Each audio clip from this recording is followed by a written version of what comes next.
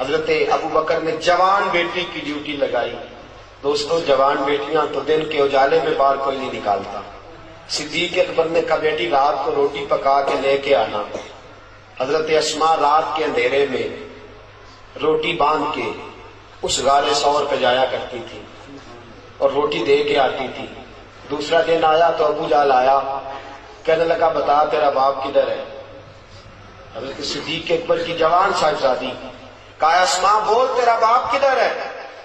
تو جناب اسماء کہنے لگی کیا کروں, مسلمان ہوں, جھوٹ میں بول نہیں سکتی, ہوں نا مسلمان, جھوٹ نکلتا نہیں. حضرت اسماء کہنے لگی مجھے پتا ہے پر تجھے بتاؤں گی نہیں, مجھے پتا ہے پر تجھے بتاؤں گی نہیں, پتا ہے مجھے وہ کہاں ہے پر میں تجھے بتاؤں گی. ایک عورت اور دنیا کا سب سے ظالم آدمی ابو جہل, بتانا پڑے گا پر میں نہیں بتاؤں گی, پتا بھی ہے پر بتاؤں گی. دوستو لوگ کٹھے ہو گئے, بحث بڑھ گئی. ابو جہل نے تھپڑ مارا حضرت اسماء کے منہ پہ, اور یہ کسی غریب کی بیٹی نہیں, سردار مکہ کی بیٹی ہے, صدیق اکبر کی صاحبزادی ہے. تھپڑ مارا, نیچے پتھر تھا, حضرت اسماء پتھر پہ گری, آپ کا ایک ہونٹ پھٹ گیا. کانوں میں بالی تھی وہ کان میں پھر گئی, خون بہنے لگا. حضرت اسماء اسی طرح اٹھی, لوگ پکڑ کے ابو جہل کو لے گئے. شرم کر, عورتوں کے منہ لگتا ہے, کھینچ کے لے گئے. جناب اسماء اٹھی, منہ کے اوپر رومال باندھا, روتی ہوئی کھانا پکانا شروع کر دیا. ابو بکر صدیق کی بیٹی تڑپتی ہوئی کھانا پکا کے اور سر جھکا کے غار پہ پہنچی اور کھانا آگے رکھا. ابو بکر صدیق نے پوچھا بیٹا خیر ہے, گھر میں ساری خیر ہے, سب ٹھیک تھے. تو حضرت اسماء کے 2 آنسو گرے. بیٹی روئے اور باپ تڑپے نہ, بیٹی پریشان ہو اور باپ کی طبیعت پہ گرا نہ گزرے. حضرت اسماء بیٹی خیر ہے رو پڑی. حضرت صدیق اکبر رضی اللہ تعالیٰ عنہ نے انگلی اٹھائی, ایک روایت ہے انگلی اٹھائی اور منہ پہ رکھی, فرمایا بیٹا یہاں رونا بھی نہیں, یہ مصطفیٰ کا دربار ہے, یہاں رونا بھی نہیں. حضور نے فرمایا کیا ہوا, کیا ہوا اسماء, کیا بات ہے. کہ حضور کچھ نہیں. فرمایا بول تو صحیح. یا رسول اللہ کوئی بات, بولو تو صحیح. حضور کچھ نہیں. کہا اسماء میں پوچھ رہا ہوں. حضرت اسماء نے چہرے سے نقاب ہٹایا تو خون پھر سے بہنے لگا. رسول کریم کی مقدس آنکھیں چھلک پڑی, ہاتھ اٹھ گئے. کہا اے اللہ تو ابو بکر کی خدمتیں دیکھ رہا ہے, اے اللہ تو صدیق اکبر کی قربانیاں دیکھ رہا ہے, اے اللہ دین کی امانت کو کس طرح ادا کر رہا ہے تو دیکھ رہا ہے. اے اللہ گواہ ہو جا میں ابو بکر سے راضی ہوں, تو بھی اس سے راضی رہنا. جب صدیق اکبر امیر المومنین بنے تو مسلمہ کذاب نے نبوت کا دعویٰ کر دیا.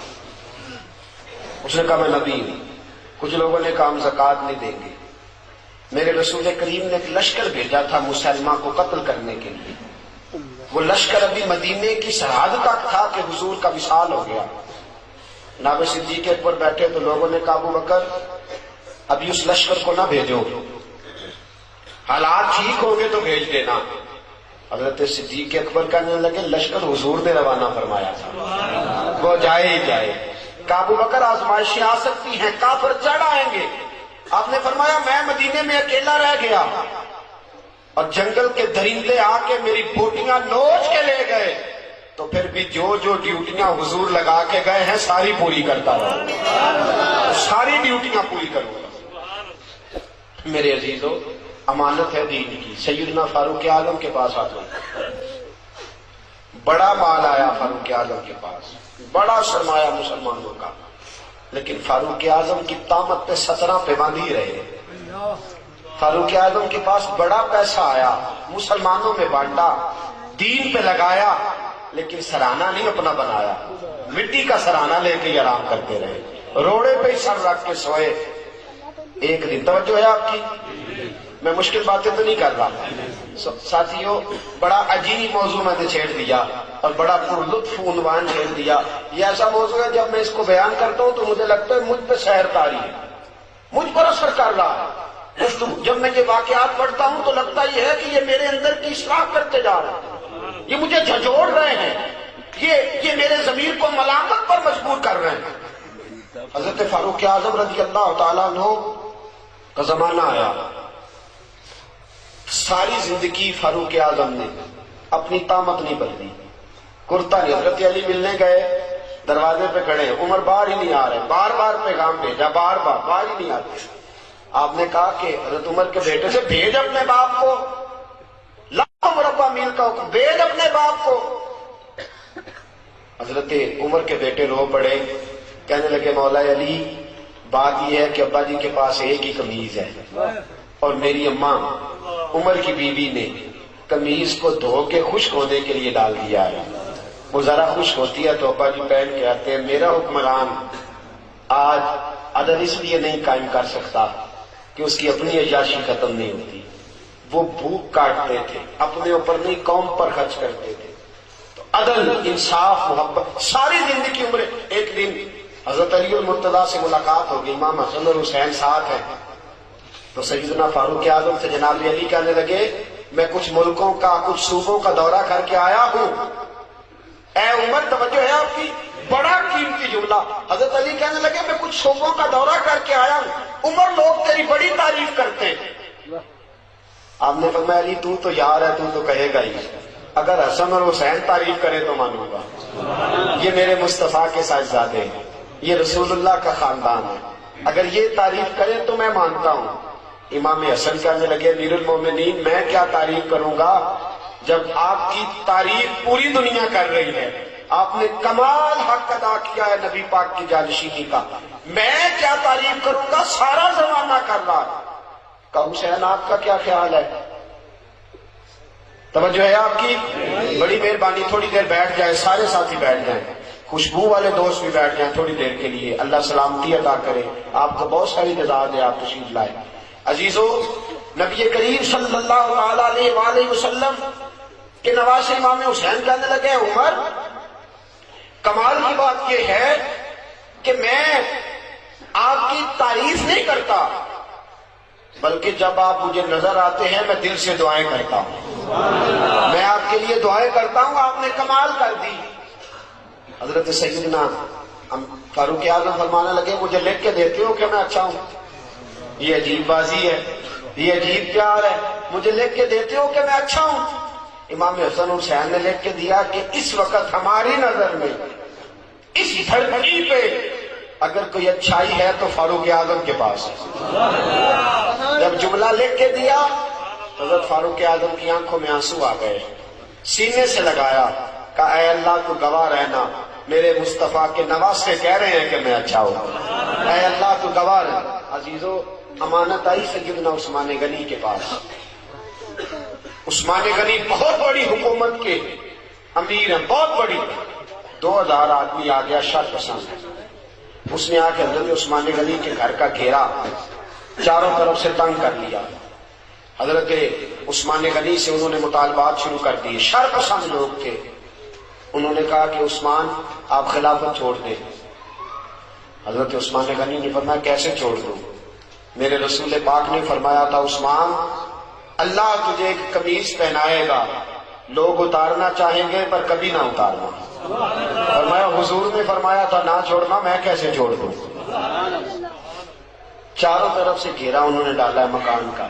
امام حسین پہ 3 دن پانی بند ہوا ہے, حضرت عثمان غنی پہ 40 دن پانی بند رہا. 40 دن نہ کھانا کھایا نہ پانی پیا. لوگ کہنے لگے عثمان بھوک پیاس نہیں لگتی؟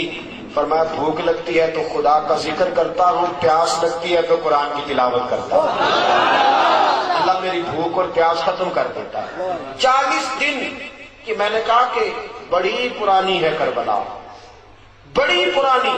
40 دن پانی بند رہا. حضرت علی اور حضرت امام حسین کے لیے تو جناب عباس پانی لے کے آئے تھے, حضرت عثمان غنی کے لیے جناب علی پانی کا مشکیزہ لے کے آئے. حضرت علی پانی کا مشکیزہ لے کے آئے, اور جب پہنچے دروازے پہ تو ایک ظالم نے تیر مارا, مشکیزہ پھٹ گیا, پانی بہ گیا. حضرت علی المرتضیٰ کہنے لگے مجھے عثمان نے منع کر دیا تم سے لڑنا نہیں, ورنہ تم 2000 ہو, 2000 کے لیے تو علی اکیلا ہی کافی ہے. دیواریں ہلتی رہتی ہیں اور در کانپ جاتا ہے, علی کا نام سن کے اب بھی خیبر کانپ جاتا ہے.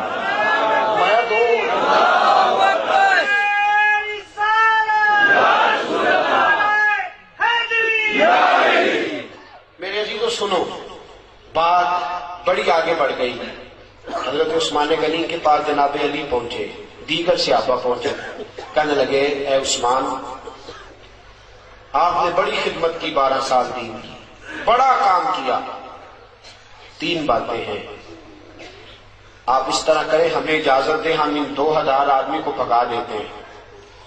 حضرت عثمان غنی کہنے لگے میری وجہ سے نبی پاک کے مدینے میں خون بہہ جائے، رسول پاک کے شہر کی گلیاں میری وجہ سے سرخ ہو جائیں. عثمان کا گلا کٹتا ہے تو کٹنے دو، لیکن رسول کریم علیہ الصلوۃ والسلام کے شہر میں خون اور دنگا فساد برداشت نہیں کرتا.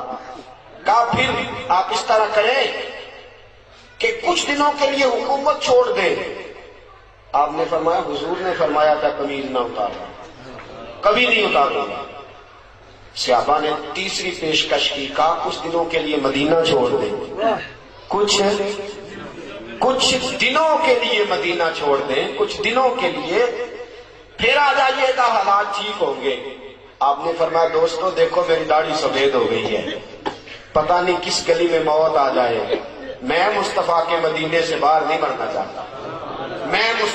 یہ اسلام کا وہ حکمران کہ جس کے اوپر امانت آئی، شر پسندی ہوئی، حضرت امام عثمان غنی رضی اللہ تعالیٰ عنہ نے جان قربان کر دی، شہادت پیش کر دی، لیکن نبی پاک کے مدینے میں فساد نہ ہونے دیا.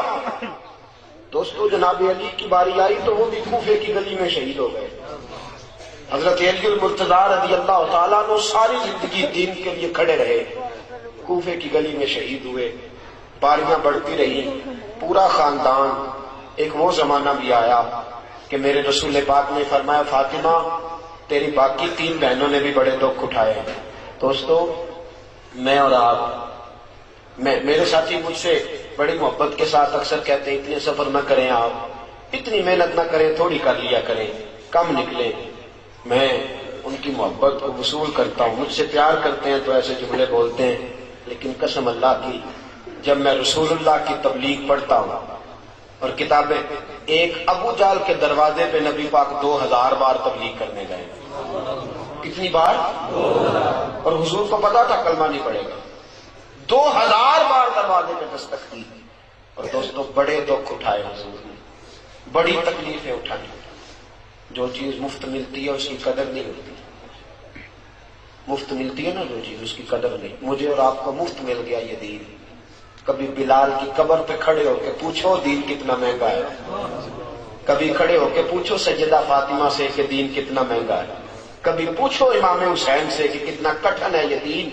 میرے عزیزو رسول پاک کی 2 شہزادیاں، نکاح ہوا ہے، ابھی رخصتی نہیں ہوئی. ابو لہب کے 2 بیٹے، انہوں نے طلاق بھیج دی، کہنے لگے یا کلمہ پڑھانا چھوڑ دے ورنہ طلاق دے دیں گے. حضور نے فرمایا میرا تیرا اختلاف ہے، بچوں کا کیا قصور ہے. ابو لہب کہنے لگا نہیں میں طلاق دے دوں گا. گھر بیٹھی 2 بچیوں کی طلاق پہنچی. سیدہ خدیجہ فرماتی ہیں حضور بڑا روئے، اٹھے، بچیوں کے سر پہ ہاتھ رکھا، کہا بیٹا اپنے بابا کے دین کے کام میں ثابت قدم رہنا، اللہ تمہیں بڑی بہتر جزا دے گا. اور ساتھیوں صرف حضرت فاطمہ نہیں، سیدہ زینب میرے رسول پاک کی بڑی صاحبزادی حمل سے ہے، اللہ نے ان کے گھر میں ولادت کی خوشی رکھی ہوئی ہے. مکہ سے مدینہ کی طرف آ رہی ہے. حباب بن اسود نے نیزہ مارا، اونٹ بدکا اتنی تیزی سے دوڑا کہ آپ زمین پہ گری، بچہ خون بن کے نکلا، حالات بگڑ گئے. کتنے مہینے میرے حبیب کی صاحبزادی کتنے ہی مہینے بیمار رہ کے وصال کر گئی. بڑی صاحبزادی تھی. حضرت خدیجہ الکبریٰ سے شکل ملتی تھی. رسول پاک نے بڑے آنسو بہائے. کیسا یہ دین تھا اور کتنا حضور کو اس پودے سے پیار تھا. بیٹی کو شہید کرنے والا حباب بن اسود منہ پہ نقاب ڈال کے فتح مکہ کے بعد آیا، آگے کہنے لگا سونیا کوئی آپ کا بہت بڑا مجرم بھی کلمہ پڑھ لے تو اس کو بھی معاف کر دیتے ہو. رسول پاک نے فرمایا چہرے سے نقاب ہٹا، بیٹیوں کے قاتل کبھی بھولا نہیں کرتے، تو چہرے سے نقاب ہٹا، اولاد کے قاتل کبھی بھولا نہیں کرتے، لیکن تو پڑھ لے کلمہ، مجھے سب سے زیادہ دین سے پیار ہے، اگر تو مسلمان ہو گیا تو میں تیری یہ خطا بھی معاف کرنے کو تیار ہوں۔ میرے عزیزو، کربلا بڑی پرانی، کربلا بڑی پرانی۔ حضرت امیر حمزہ رسول پاک کے چچا اور رضائی بھائی بھی ہیں، صرف 6 مہینے عمر مبارک زیادہ تھی، حضور کے ساتھ کھیلے تھے، نبی پاک کو بڑا پیار تھا، حضور بڑی محبت فرماتے تھے، بڑا میرے رسول پاک کے ساتھ لگاؤ تھا، کلمہ بھی بڑی جلدی پڑھ لیا۔ حضور فرماتے تھے حمزہ تو حمزہ نہیں، اسد اللہ و رسول، تو اللہ رسول کا شعر ہے۔ میدان احد میں جناب امیر حمزہ کی لاش مبارک پڑی ہے، نبی پاک کی پھپھو حضرت صفیہ اس لاش کے قریب جاتی ہیں تو حضور فرماتے ہیں میری پھپھی کو روکو، یہ کٹی ہوئی لاش ہے، پھپھی سے دیکھی نہیں جائے گی۔ حضرت صفیہ دور کھڑی ہو کے کہتے ہیں محمد میرا سگا بھائی تھا، پر میں اتنا پیار نہیں کرتی تھی جتنا تو چاچا سے پیار کرتا تھا، اگر تو برداشت کر سکتا ہے تو میں بھی کر لوں گی۔ پورا وجود کاٹ دیا گیا حضرت امیر حمزہ کا۔ میرے دوستوں، کئی بار کربلا سجی، کئی بار کربلا لگی، اور یہ کربلا جو عراق کے میدان میں لگی اس کا تو آغاز بڑا پہلے ہو گیا تھا، بڑا پہلے۔ سیدہ فاطمہ الزہرا 5.5 سال عمر تھی، مکے کی گلی سے گزر رہی تھی، ابو جہل نے کہا معاذ اللہ محمد صلی اللہ علیہ وسلم اچھے نہیں، اس نے یہ جملے بولے تو حضرت فاطمہ نے کربلا کا آغاز کر دیا، فرمانے لگی تو بڑا لعنتی ہے، میرے باپ کو تو اللہ نے بڑی عزتیں عطا فرما رکھی ہے۔ آغاز ہو گیا، نکارہ بجا دیا کربلا کا۔ 5.5 سال عمر مبارک حضرت فاطمہ کی، ابو جہل نے تھپڑ مارا چہرہ اقدس پہ، حضرت فاطمہ پہلا ظلم سہ کے گھر آئیں، رسول کریم علیہ السلام بڑے پریشان ہوئے۔ میرے عزیزوں، کربلا کا آغاز ہوا، سیدہ نے دکھ برداشت کیے، بڑے کٹھن لمحات میں یہ بچے پالے، امام حسن اور حسین کی تربیت فرمائی۔ سیدہ فاطمہ نے جگر پاروں کو اپنے چھاتیوں سے نکلنے والا وہ پاکیزہ دودھ پلایا کہ جس نے آگے بڑھ کے اسلام کے شجر کو داغدار ہونے سے بچایا۔ میرے عزیزوں، سیدہ طیبہ طاہرہ حضرت فاطمہ زہرا کے آنگن میں حضرت علی مزدوری کر کے کھانا لایا کرتے تھے، پاکیزہ رزق پہنچتا تھا۔ سیدہ اپنے ہاتھوں سے چکی پیس پیس کے اپنے بچوں کو دیا کرتی تھی۔ علامہ ابو نور کہا کرتے تھے کہ فاطمہ بات تو بڑی تھی نا کہ سیدہ چکی پیس رہی ہیں تو قرآن پڑھ رہی ہیں، حضرت فاطمہ آٹا گوندھ رہی ہیں تو قرآن پڑھ رہی ہیں، حضرت فاطمہ روٹی بنا رہی ہیں تو قرآن پڑھ رہی ہیں۔ سیدہ فاطمہ لقمے توڑ کے حسن اور حسین کے منہ میں دیتی ہے تو قرآن پڑھتی ہے۔ حسین نے مسکرا کے کہا اماں تو نے بڑی لوریاں دی ہیں قرآن پڑھ پڑھ کے، تو نے بڑی روٹیاں پکائی ہیں قرآن پڑھ پڑھ کے، تو نے میرے لیے بڑی چکیاں پیسی ہیں قرآن پڑھ پڑھ کے، قسم ہے تیری تلاوتوں کی، میں بھی تیری تلاوتوں کی لاج رکھوں گا۔ سارے ممبروں پہ قرآن پڑھنے کے عادی ہیں، میں نیزے کی نوک پہ چڑھ کے بھی قرآن کی تلاوت ہی کرتا رہا ہوں، نیزے کی نوک پہ چڑھ کے بھی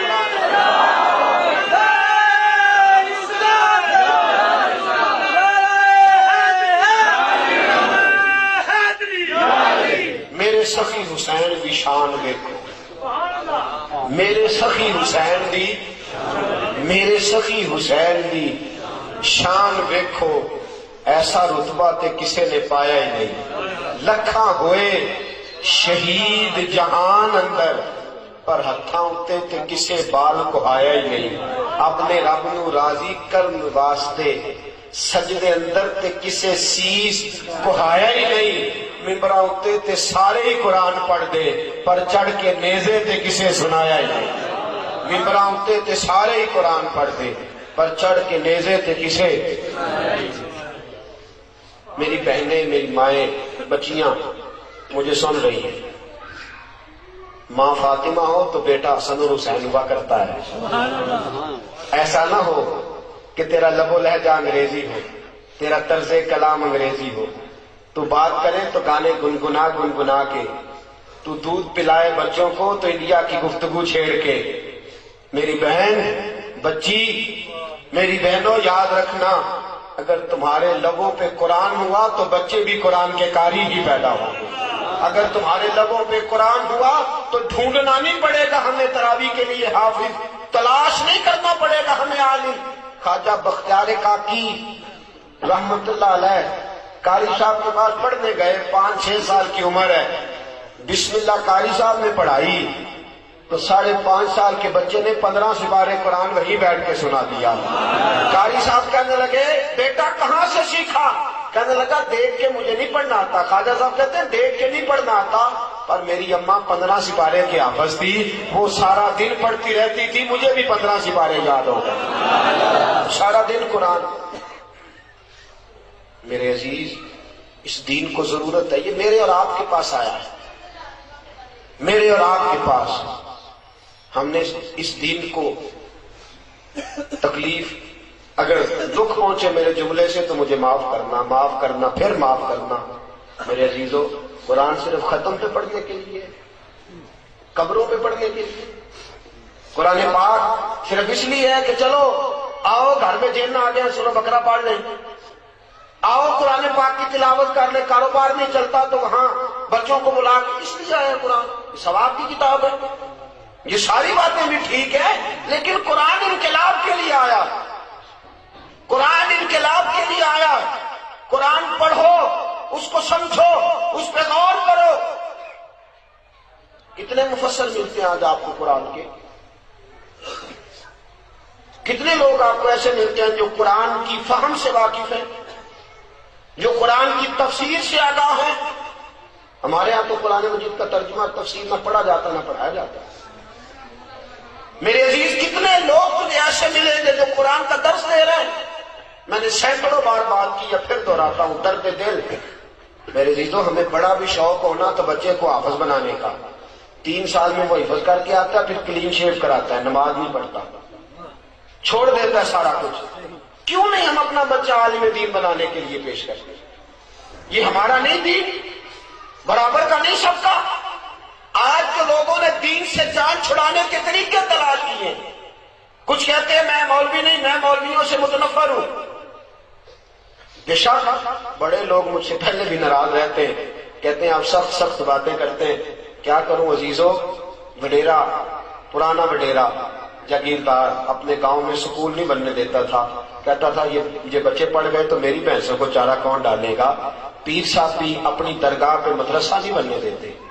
وہ کہتے ہیں یہ قرآن و حدیث پڑھ گئے تو مجھے پیر کون مانے گا، لہذا مدرسہ ہی نہ بناؤ، خالی دربار بناؤ. یہ پڑھ گئے تو مجھے کون مانے گا، تو پتہ چل جائے گا پیر کون ہوتا ہے. تو قرآن و حدیث پڑھ گئے. میں نے اور تم نے دربار آباد کر دیے ہیں، مدارس برباد کر دیے. کتنے گھر ہیں جن کے گھروں میں تفسیر قرآن پاک کی موجود ہے؟ کتنے گھر ہیں جن میں میرے نبی پاک کی سیرت پر کتابیں موجود ہیں؟ کتنے گھر ہیں جن گھروں کے اندر رسول کریم علیہ السلام کے دین اور مسائل شریعہ جاننے والے لوگ موجود ہیں؟ میرے عزیزو دین کی امانت جب تک حسین کے پاس تھی، امام حسین نے قربان کر دیا سارا کچھ قربان کر دیا. اور جب تیرے اور میرے پاس آئی ہے ہم نے کیا کیا ہے؟ جو وقت بچا وہ دین کو دیا. جو وقت بچا. بیٹا آپ نماز کیوں نہیں پڑھتے؟ ٹائم نہیں ہوتا. بھئی جو فارغ ہوتے ہیں وہ نماز پڑھتے ہیں، جو ویلے ہوتے ہیں وہ نمازی ہوتے ہیں. میں نے کہا کہ میں آپ کو کربلا سنا رہا ہوں، میں اسی لیے اس کا نام رکھتا ہوں پیغام حسین، تاکہ یہ واقعہ کربلا نہ رہے، یہ امام حسین کا پیغام بنے. عزیز میرے یاد رکھ، آج دین تیرے اور میرے پاس آیا ہے، یہ بڑا پریشان ہے. اس کو پھر سے خون کی ضرورت ہے، اس کو پھر سے مجاہدین کی ضرورت ہے.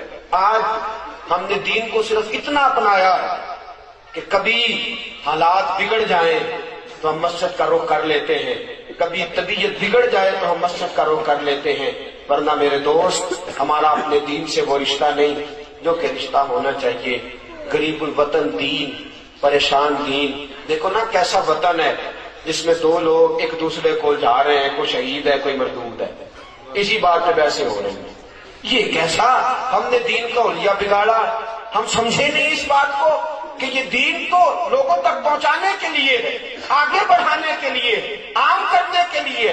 میرے عزیزوں، سیدنا امام علی مقام نے 2 خطبے دیے، وقت قریب ہوتا ہے، 2 خطبے ہیں، بس اپنی بات تکمیل کی طرف لے جا رہا ہوں۔ ایک خطبہ ہے سارے لوگوں کو، اور ایک امام حسین کا خطبہ ہے اپنے خاص لوگوں کو۔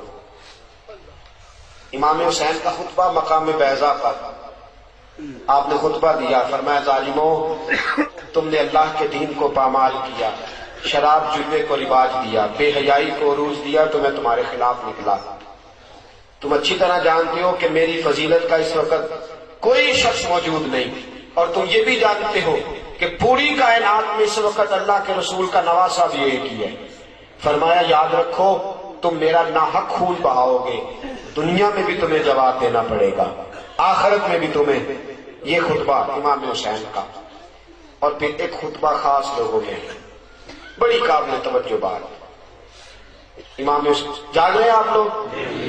الحمدللہ، اللہ کرے کہ آپ جاگتے ہی رہیں۔ نعرہ تکبیر،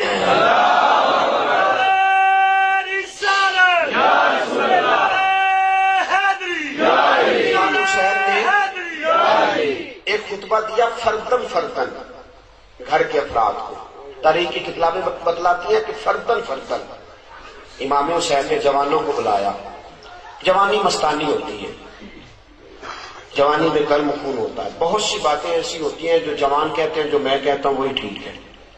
اور ویسے بھی آج چونکہ میڈیا کا دور ہے، الجھا سا دیا ہے ہمارے نوجوانوں کو، بیچارے سمجھ ہی نہیں پا رہے۔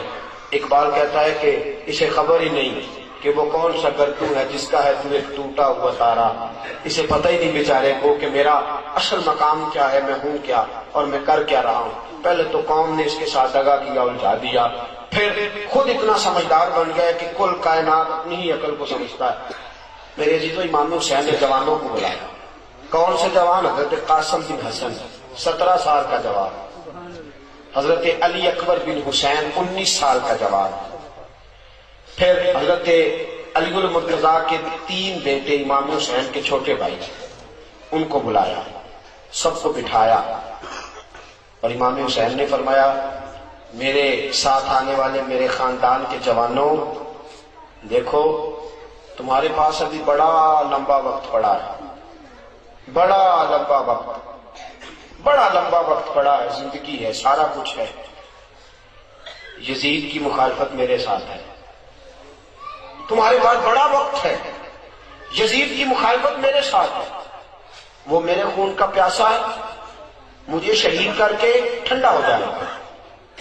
تم اگر اپنے بارے میں کوئی فیصلہ کرو تو تمہیں اجازت ہے۔ بڑا کڑا جملہ، بڑا سخت امتحان۔ چاہیے تھا نا بیٹے نے تو اٹھنا ہی ہوتا ہے، بھائی تو اٹھا ہی کرتے ہیں۔ حضرت قاسم بن حسن سب سے پہلے اٹھے اور اتنا جذبہ دکھایا، کہتے ہیں کہ ایڑیوں کے بل، پنجوں کے بل کھڑے ہو گئے، ایڑیاں اٹھا لی۔ کہا چچا جی آپ نے سوچا بھی کیسے؟ اے امام آپ نے یہ کیسا تصور بنایا؟ ہم آپ کو چھوڑ جائیں گے، ہم آپ کو چھوڑ جائیں گے۔ کہا چچا آپ کے بیٹے بعد میں جائیں گے، آپ کے بھائی بعد میں جائیں گے، سب سے پہلے حسن کا بیٹا میدان میں جائے گا، میں جاؤں گا سب سے پہلے میدان میں جاؤں گا۔ پھر یزید نے خط لکھا ہوا تھا حضرت علی کے باقی 4 بیٹوں کو کہ تم آ جاؤ، حضرت عباس ہے، حضرت ابوبکر بن علی ہے، عمر بن علی ہے، عثمان بن علی ہے، آ جاؤ تم۔ امام حسین نے بھائیوں کی طرف نظر دوڑائی تو بھائی بھائی ہوتے ہیں، انہوں نے جوش نہ دکھایا، رو پڑے، کہنے لگے حسین ہم تو اپنے آپ کو خوش نصیب سمجھتے ہیں کہ تیرا جیسا بھائی اس سے نہیں آیا ہے، تیرے جیسا بھائی تو چھوڑنے کی بات کرتا ہے، تیرے خون کے قطرے بعد میں گریں گے، پہلے ہماری گردنیں کٹیں گی۔ بیویاں کم ہمت ہوتی ہیں۔ حضرت سیدنا امام علی مقام سب سے پہلے اپنی بیوی حضرت شہربانوں کے پاس گئے، کہا تو ایران کے بادشاہ کی بیٹی ہے، تو نے زندگی میں سوکھے دیکھے دکھ نہیں دیکھے، تو اگر جانا چاہے تو میں ایران بھیج دیتا ہوں، اگر تیرا پروگرام ہو تو مدینے بھیج دیتا ہوں۔ حضرت شہربانو اٹھی، اٹھ کے قریب جا کے قدموں میں بیٹھ گئی، کہنے لگی ایران کی بیٹی تھی پر جانتا کوئی نہیں تھا، جب سے حسین کی کنیز بنی ہوں سارا زمانہ جاننے لگا، سارا زمانہ جاننے لگا۔ ایران کے بادشاہ کی بیٹی تھی، کوئی نہیں جانتا تھا، آج تو مجھے مزہ آیا ہے جینے کا۔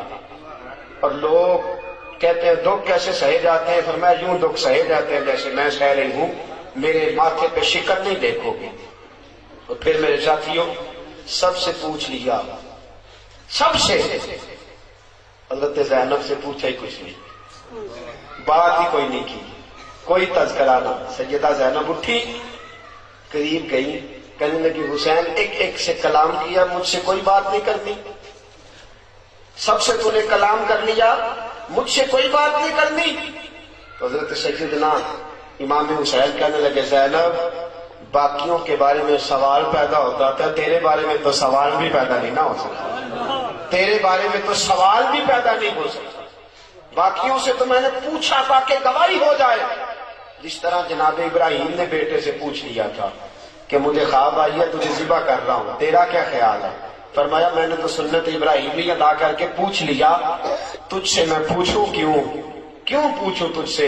حضرت سیدہ زینب، میرے عزیزو، میدان کربلا میں امام حسین نے سارا کچھ قربان کیا، ناز و نام چھوڑے، امام حسین برائی کے خلاف اٹھے، پھر ڈٹ گئے، کربلا لگی، کربلا سجی، حسین کا سر مبارک وجود سے کٹا، نیزے کی نوک پہ چڑھا، کوفے کی گلیوں میں پھرا، دمشق کے بازاروں میں پھرا، سارا خاندان جو بچ گیا تھا وہ بیڑیوں میں الجھا ہوا تھا۔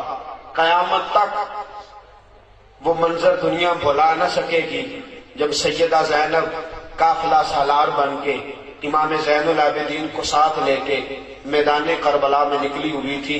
میرے عزیزو، وہ سارا کوفہ میدان کربلا، دمشق کی گلیاں میدان کربلا، اور پھر وہ سارے کا سارا گھرانہ، اور اتنا درد تھا اس واقعہ میں، اتنی تکلیف تھی اس واقعہ میں کہ امام زین العابدین جب گئے تھے تو داڑھی مبارک کالی تھی، جب واپس آئے تو ساری سفید ہو گئی تھی، اتنا درد تھا۔ لیکن پتہ ہے کردار کیا بنا کے رکھا؟ جب مختار کے فوجی چڑھے اور انہوں نے امام حسین کے قاتل ایک ایک پکڑ کے قتل کیے، تو میرے عزیزو، حضرت امام زین العابدین کا خیمہ تھا مدینے کے باہر، خیمے میں رہا کرتے تھے، وہاں ایک شمر نامی شخص جس نے قتل کیا امام حسین کو شہید کیا، جس نے پانی بند کیا، اس کے پیچھے مختار کے فوجی چڑھ گئے، دوڑتا ہوا اچانک امام زین العابدین کے خیمے میں حجرے میں داخل ہو گیا۔ امام حسین مصلی پہ بیٹھ کے قرآن پڑھ رہے تھے، یوں نظر اٹھائی، جھکا لی، اس نے کہا السلام علیکم، فرمایا وعلیکم السلام، کہنے لگا بھاگ بھاگ کے خشک ہو گیا گلا۔ اس نے سمجھا امام زین العابدین نے مجھے پہچانا نہیں، کہنے لگا میرا بھاگ بھاگ کے گلا خشک ہو گیا۔ کہتا میں یہ سمجھاؤں کہ امام پہچانے نہیں مجھے، ورنہ اٹھتے مارتے مزاحمت کرتے، فرماتے ہیں بھاگ، میں نے کہا بھاگ بھاگ کے گلا خشک ہو گیا، پانی ملے گا؟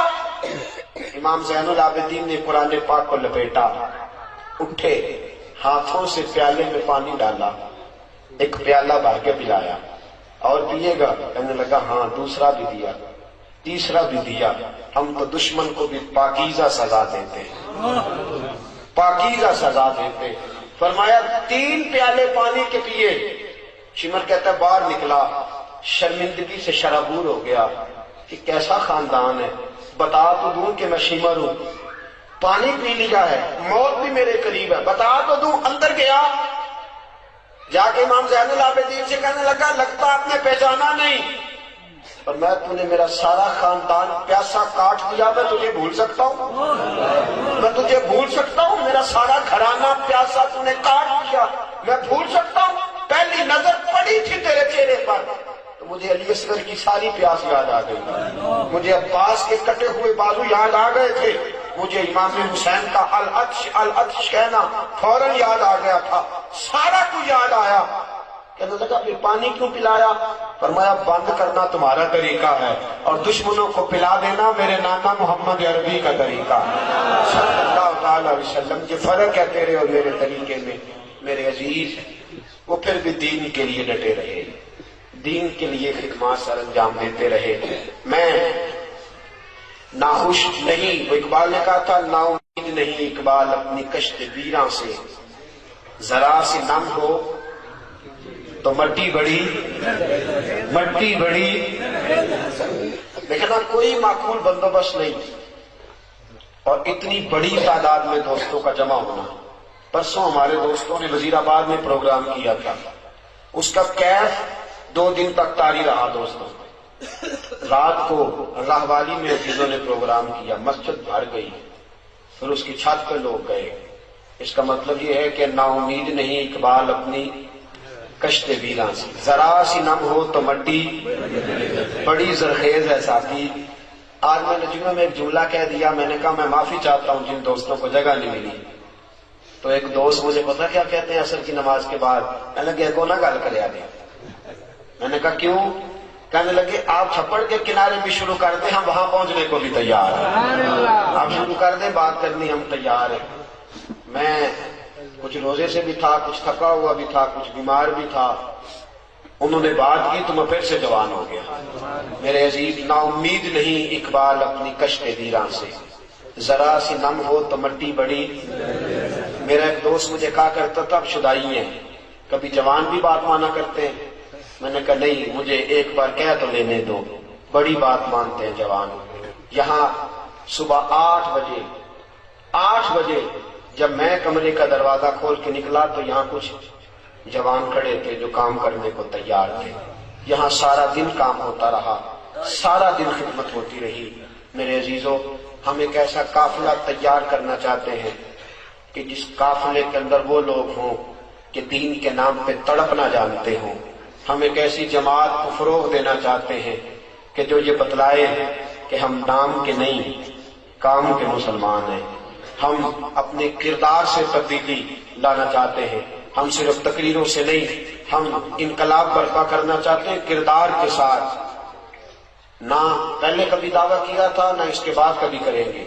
कोई दावा नहीं कि हम इनकलाब बर्पा करेंगे।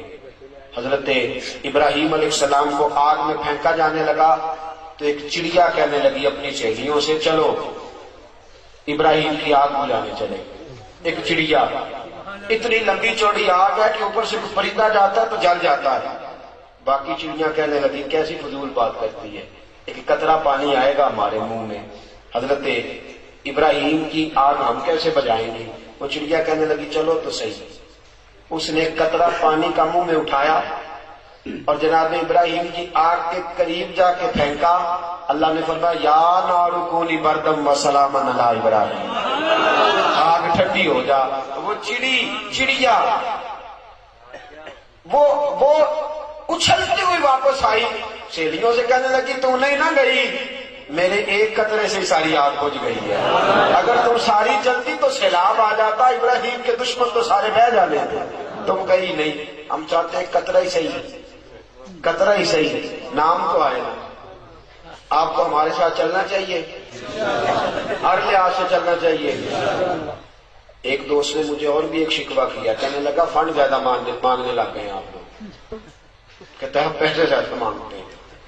कहते मैं पहले के तो तुम पीछे बीना सब फिर न चंगे का ऐलान करते लोग, क्या बंदा चंगा है, हंस रहे हैं ना आप लोग, फिर ना मांग लो आज फंड आपसे। सुने मेरे दोस्तों बात, मसला ये है आप जिस जगह बैठे हुए हैं इसमें से 10 मरले हमारी है, हमारा ख्याल है सारी मदरसे की हो जाए। दिल है मेरा, ख्याल है मेरा, बाकी मेरे दोस्त मेरी सपोर्ट नहीं करते इस बात में, वो कहते नहीं होली होली चलो। अब मैं अंदर का क्या करूं, मेरा उछलता ही बड़ा है, मेरा अंदर जो है वो चुटकी बड़ी। मैं कहता हूं जल्दी जल्दी हो, इदारा बने। मेरे कारी साहिबान मेरे साथ जो बैठ के मदरसे में उस्ताद पढ़ाने वाले वो भी मुझे कहते हैं हजरत साहब इतना जज्बा हमने देखा नहीं कहीं। मैं उनसे कहता हूं आप चलो तो सही। मैं सफर पे निकलता हूं ना, जब तबलीग के सफर पे 4 दिन से मुसलसल तकरीरें कर रहा हूं और रात को फिर चला जाऊंगा, पिंडी से आगे 2 घंटे का सफर है, कल वहां तकरीर करके परसों वापस पहुंचूंगा और फिर 2 तकरीरें वापस आके करूंगा। ड्राइवर भी कई दफा बदल जाते हैं, सवार भी बदल जाते हैं, लेकिन मैं वही रहता हूं। ये असल कहानी क्या है? असल कहानी ये है कि अल्लाह जब किसी से काम लेता है तो उसे तौफीक भी देता ही जाता है। पता मुझे खुद कोई नहीं चलता, मैं पुरानी बातें दोहराता रहता हूं, फिर भी दोस्त आके सुनते ही रहते हैं। ये मेरे दोस्तों بڑی ضرورت ہے آپ کے ہر قسم کی. سب سے پہلا تعاون ہمارے ساتھ یہ کریں کہ اپنے اندر تبدیلی پیدا کریں. اگر اس محفل سے آپ اسی طرح اٹھ کے چلے جائیں جس طرح باقی جگہوں پہ پلو جھاڑ کے چلے جاتے ہیں تو پھر اس کا مطلب ہے ہم نے پایا کچھ نہیں. ایک عادت بری صرف ایک آج چھوڑ دینی ہے. اتنا تو پیار امام حسین سے کر لیں گے نا جی. میری پتہ کیا خواہش ہے, سگریٹ پینے والے آج کے بعد سگریٹ نہ پیئیں. ہو سکتا ہے جی. نہیں جو کہتا نہیں پیوں گا وہ بتائے صرف مجھے, جوش نہیں دکھائیں. جوش کم از کم ایک بری عادت. سگریٹ پینے والے سگریٹ چھوڑ سکتے ہیں اور ایک اچھی عادت اپنا لیں. ایک بری چھوڑ دیں, ایک اچھی.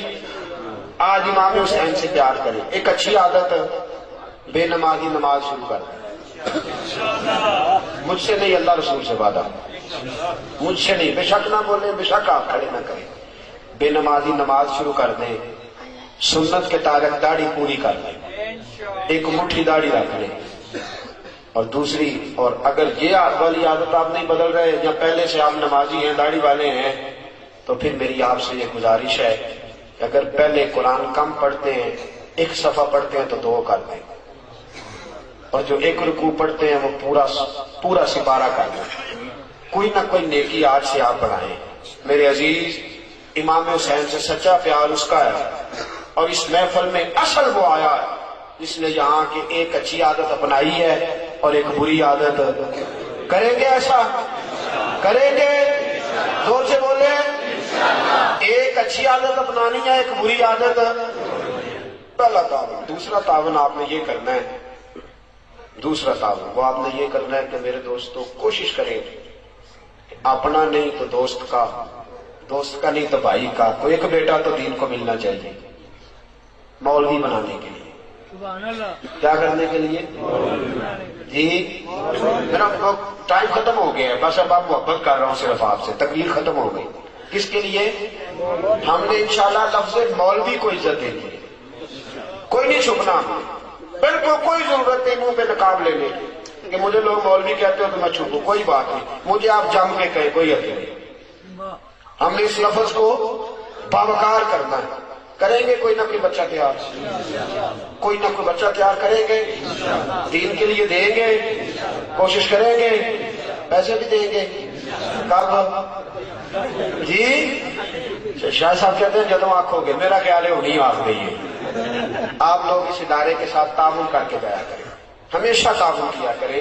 میرا 50 سے 60 ہزار خرچ ہوتا ہے ہر مہینے یہاں, مجھے ادا کرنا پڑتا ہے, مجھے ادا کرنا پڑتا ہے. کئی دفعہ قرضے بھی میرے اوپر چڑھتے ہیں. 7.5 لاکھ روپیہ رمضان میں اکٹھا ہوا تھا, جگہ کے پیسے دے دیے. 1.5 لاکھ روپیہ اس کے بعد قربانی کی کھالوں پہ آیا, وہ ابھی تک چل رہا ہے ماحول کے اندر. آپ سب کو پتا ہے کہ یہ کتنا بڑا ہمارا سلسلہ ہے. دروس ہوتے ہیں, جلسے ہوتے ہیں, اتنے بڑے بندوبست ہوتے ہیں. آپ پیسے دیتے ہیں تو کام چلتا ہے نا. تو آپ مہربانی فرمائیں آج بھی کچھ نہ کچھ دے کے ہی جائیں.